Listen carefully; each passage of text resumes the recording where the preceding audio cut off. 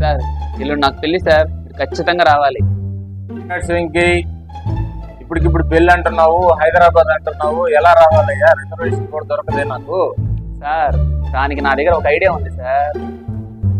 3 days later. ఏం sir పెళ్లికి రాలేదు?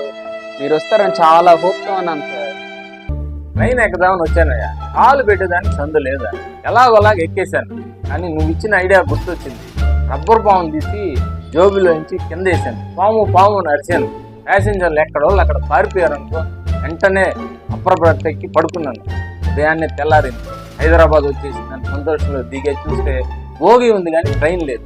పక్క నుండి అతను పిలిచి భోగి ఉంది, ట్రైన్ ఎక్కడంటే రాత్రి పాము దూరించారు భోగిలో, రైల్వే వాళ్ళు భోగి ఆపేసి ట్రైన్ పంపించేశారు అని చెప్పారు.